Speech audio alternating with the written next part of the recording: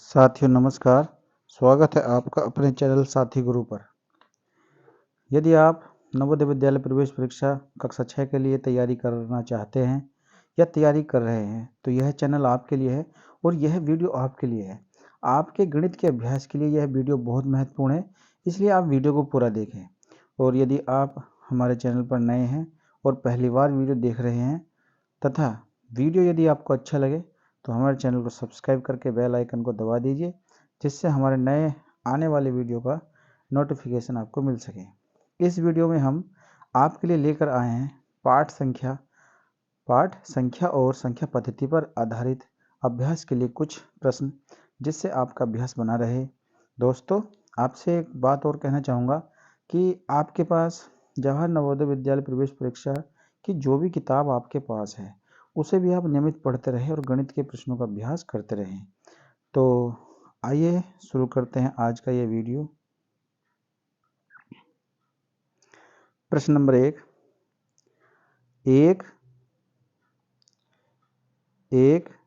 0, 3, 7 तथा 6 अंकों से बनी सबसे बड़ी संख्या है।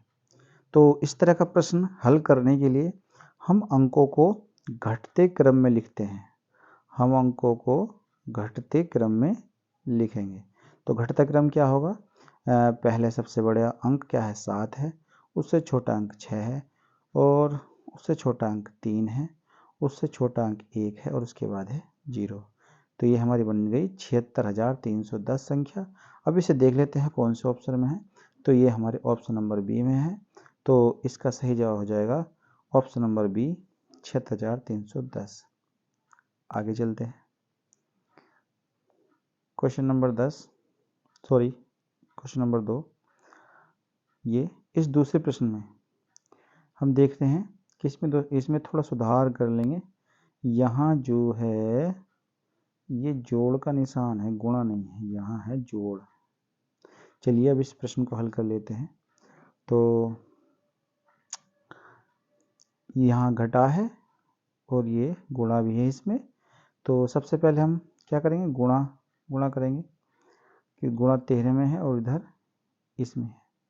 तो ये हो जाएगा 2 गुणा 13, 2 गुणा 13/5 जोड़, और ये हो जाएगा 3 गुणा 13/5 घटा 10।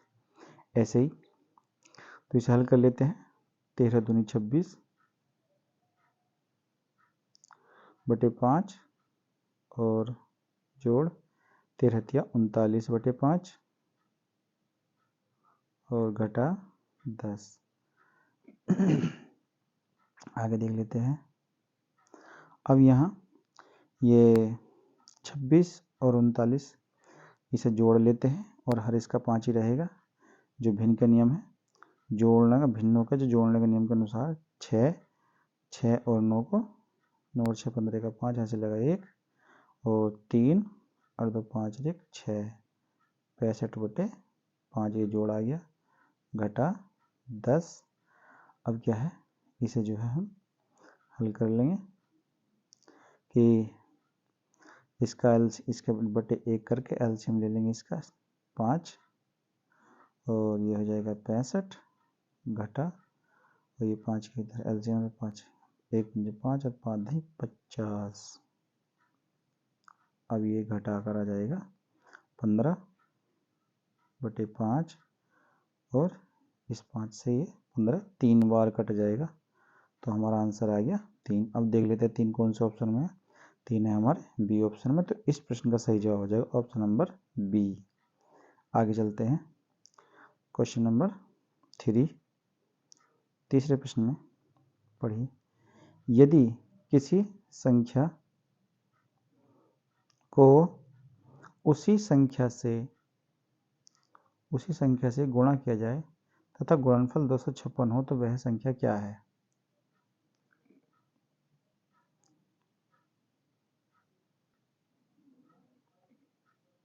तो इसके ऑप्शन है, तो हम ऑप्शन देख लेते हैं। पहले ए ऑप्शन को हम देख लेते हैं। 14 यह यदि किसी संख्या को उसी संख्या से गुणा किया जाए तो तथा गुणनफल 256 हो तो वह संख्या क्या है। अब देख लेते हैं कि 14 है, 14 को 14 से गुणा करेंगे तो ये 14 का वर्ग हो जाएगा।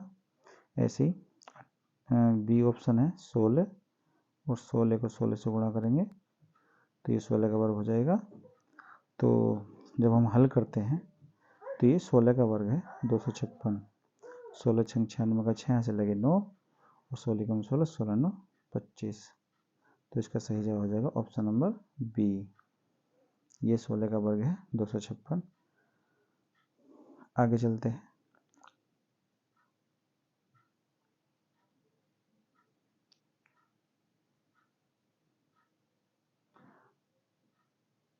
क्वेश्चन नंबर 4, ये भी एक प्रश्न है। इस प्रश्न को सरल करते हैं। देखिए यहाँ लिखा है 4 जमा 4 घटा 15 का मतलब होता है गुणा। का मतलब होता है गुणा, तो यहाँ गुणा का निशान है। 1/4 घटा 17/4। तो हम लिख लेते हैं इसे एक बार कि 4 जमा 4 घटा 15 गुणा 1/4 घटा 17/4। आगे देख लेते हैं। तो इस वाले प्रश्न में सबसे पहले हम गुणा वाला पोर्शन हल करेंगे। ये वाला गुणा वाला प्रश्न पोर्शन हल करेंगे तो लिखेंगे 4 जमा 4 घटा 15 गुणा 1/4 का मतलब हो गया 15/4 और घटा 17/4। आगे देख लेते हैं कि जो 4 जमा 4 है तो अब जोड़ वाला पोर्शन कर लेते हैं। 4 और 4 ये 8 हो गए। अब घटा वाले पोर्शन कर लेते हैं ये वाला। ये अब क्या है, ये दोनों माइनस में है तो चिन्ह तो माइनस का लग जाएगा और जुड़ जाएंगे 15 और 17 32 हो गया बटे 4। और आगे देखते हैं ये इसका 1 करके ये अब हमारी भिन्न बन गई है घटाने की, तो इसका एलसीएम 4 हो जाएगा। और जब इस वाले 1 से 4 को भाग करेंगे और ऊपर 4 से गुणा हो जाएगा, 8 चौक 32 हो जाएगा। 32 घटा 32 ये हो जाएगा 0/4। अब इसका आंसर 0 आ जाएगा। अब देख लेते हैं कौन से ऑप्शन में, और ये है हमारे बी ऑप्शन में। तो इस चौथे प्रश्न का सही जवाब, सही उत्तर हो जाएगा ऑप्शन नंबर बी 0। आगे चलते हैं।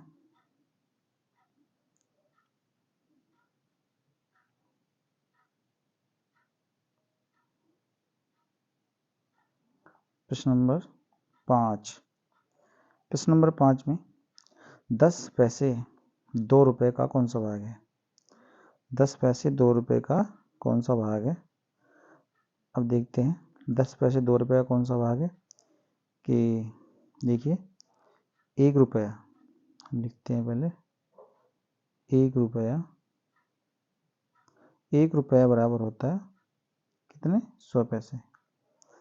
1 रुपया बराबर होता है 100 पैसे। 1 रुपया बराबर होता है 100 पैसे। 1 रुपये में 100 पैसे होते हैं। ऐसे ही 2 रुपये में, 2 रुपये में कितने पैसे, 200 पैसे। और 10 पैसे कौन सा भाग है, तो ये हो जाएगा 10/200। तो 1 0 से 1 0 ये कट जाएगा, तो आंसर आ जाएगा हमारा 1/20 भाग। तो इसका 1/20वां भाग है, तो ये हमारा ऑप्शन नंबर ए में है। तो इसका सही जवाब हो जाएगा ऑप्शन नंबर ए 1/20। आगे चलते हैं।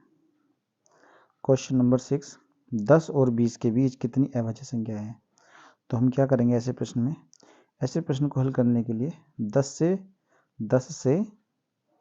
से 20 तक की जो है हम अभाज्य संख्या लिखते हैं। तो अभाज्य संख्या हमारी होती है 2 से शुरू। अभाज्य संख्या वह संख्या होती है जो एक से बड़ी हो और अपने आप से विभाजित होती हो या एक से विभाजित होती हो, या तो अपने आप से विभाजित होती हो या एक से विभाजित होती हो और एक से बड़ी हो। और आगे ये 10 और 20 के बीच की अभाज्य संख्या, हम पहली जो अभाज्य संख्या सबसे छोटी जो अभाज्य संख्या होती है वो 2 होती है। 2 से शुरू करते हैं। 2, 2 के बाद आता है 3, 3 के बाद आता है 5, 5 के बाद आता है 7, 7 के बाद आता है 11, 11 के बाद आता है 13 और 13 के बाद आता है 17 और 17 के बाद आता है 19। ये हो गई तो 10 से 20 की। तो अब पूछिए 10 से 20 के बीच की। तो हमने ये 2 से शुरू करके इस वजह से बताई है क्योंकि प्रश्न कभी कभी इस 2 के बारे में पूछता है कि सबसे छोटी अभाज्य संख्या कौन सी है। तो सबसे छोटी अभाज्य संख्या जो होती है वो 2 होती है। अब पूछिए 10 से और 20 के बीच, तो हमारी ये यहाँ से शुरू होगी। 10 से 20 इतनी संख्याएं हैं। तो 1, 2, 3 और 4। तो इसका सही जवाब हो जाएगा ऑप्शन नंबर सी 4। 10 और 20 के बीच कितनी अभाज्य संख्या है? 4। आगे चलते हैं। Question number 7। यदि किसी संख्या को 5 से भाग दें तो भागफल 4 तथा 2 शेष बचता है, वह संख्या क्या है? तो ऐसे प्रश्न को हल करने के लिए हम ऑप्शन को, इसका ए ऑप्शन है, इसका ए ऑप्शन जो है पहले हम उसको भाग करके देख लेते हैं 5 से। तो भागफल 4 आना चाहिए, शेषफल 2 होना चाहिए। तो ए वाला ऑप्शन है। तो हम 20 को भाग करते हैं 5 से, तो 5 चौक 20। तो ये तो गलत है क्योंकि हमारा पूरी पूरी भाग हो गई। अब बी देख लेते हैं। बी में है 32 बटे 5, तो 5 छंग 30, 5 छंग 30। तो हमारा जो है ये 6 बार जा रहा है, जबकि हमारा भागफल आना चाहिए 4। तो ये भी गलत हो गया। अब सी देख लेते हैं। 24 है, 24 बटे 5, तो 5 चौके 20। तो ये भागफल 4 आ गया और शेषफल बच गया 4। तो हमारा ये भी गलत हो गया। अब एक ऑप्शन बचा है डी, और डी में भी हम भाग करके देख लेते हैं। 22 बटे 5, तो 5 चौके 20 और 2 बचा शेष। तो हमारा 2 शेष बच गया। शेष जो है वो 2 है। तो हमारा सही जवाब हो जाएगा ऑप्शन नंबर डी। 7वें का सही जवाब हो गया ऑप्शन नंबर डी। आगे चलते हैं।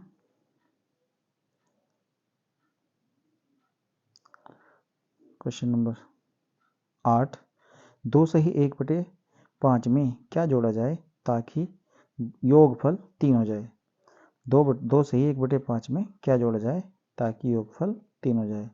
तो ऐसे प्रश्न को हल करने के लिए कि जो योगफल दे रखा है, ऐसे प्रश्न को हल करने के लिए जो योगफल दिया है, योगफल 3 हो जाए, इस योगफल में से हम पहली वाली संख्या ये वाली घटा देंगे। तो योगफल 3 है, 3 घटा 2 सही 1 बटे 5। अब क्या है इस संख्या, इसके बटे 1 करके भिन्न बना लेंगे। 2 पंजे 10, 2 पंजे 10 रे 11 बटे 5 हो जाएगा। अब आगे चलते हैं। तो इसे हल कर लेंगे। इसका एलसीएम 5 हो गया। 5 दिया 15 घटा 11, तो 15 में से 11 गया, 4 बचा, 4 बटे 5। यही इसका आंसर होगा। अब क्या है देख लेते कौन से ऑप्शन में। ये हमारे और पहले ऑप्शन में है 4 बटे 5। तो इस 8वें प्रश्न का सही जवाब हो जाएगा 4 बटे 5। आगे चलते हैं। Question number 9। संख्या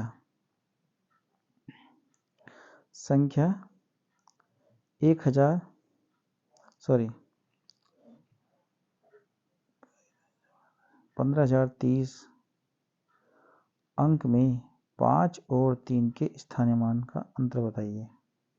ये संख्या है, ये 15,030, इसमें 5 का और 3 का स्थानीय मान में अंतर बताना है। तो इस 5 का जो स्थानीय मान है हम इसे पढ़ लेंगे इकाई, दहाई, सैकड़ा, हजार, 5,000 हो गया। और 3 का जो है 3 दहाई 30 है। अंतर जो कहते हैं घटाने घटा लेंगे। 10 में से 3 का 7 बचा, यहाँ बचा 9, बचा 4, 4,970 हमारा। देख लें कौन सा ऑप्शन में 4,970 हमारा ऑप्शन नंबर बी है और इसका सही जवाब हो जाएगा ऑप्शन नंबर बी। आगे चलते हैं, क्वेश्चन नंबर 10वां प्रश्न, निम्नलिखित में से कौन सी संख्या सबसे छोटी है? कौन सी संख्या सबसे छोटी है? और ये हमारा दशमलव का सवाल है। देखिए पहली संख्या है हमारी कि 15.07, सॉरी 15.07, फिर है 51.7 और फिर है हमारी 15.7 और फिर है 51.07। तो देखिए अगर हम इनके पूर्ण अंक को देखें 51 और यहाँ 51, तो ये तो दोनों नहीं है। 51 और ये 51 वाली, ये दोनों नहीं, क्योंकि हमें सबसे छोटी संख्या पता करनी है। क्योंकि यहाँ पूर्णांक 15 है और ये 15.07 है और ये 15.7 है। तो ऐसी स्थिति में ये 51 वाली संख्या तो हमारी ये नहीं होगी, क्योंकि ये 15 से बड़ी है। तो हमें छांटनी छोटी संख्या। अब दो संख्या बची, एक बची 15.07 और दूसरी बची 15.7। तो देखिए 15.7 का दशमलव का जो पहला स्थान के दशमलव के बाद का जो अंक होता है वो होता है 10वां। तो इस 15.7 को पढ़ा जाएगा, माना जाएगा 15.70 और 15.07। तो देखिए यहाँ 7 है और यहाँ 70 है। तो इनमें सबसे छोटा कौन सा हो गया? यह हो गया 15.07। तो हमारे इस प्रश्न का सही जवाब हो जाएगा ऑप्शन नंबर ए 15.07। आगे चलते हैं।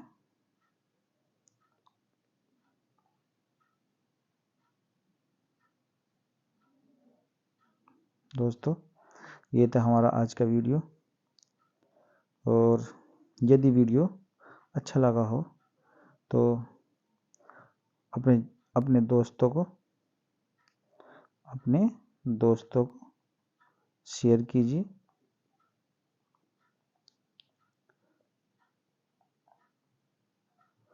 और लाइक कीजिए। वीडियो देखने के लिए बहुत बहुत धन्यवाद।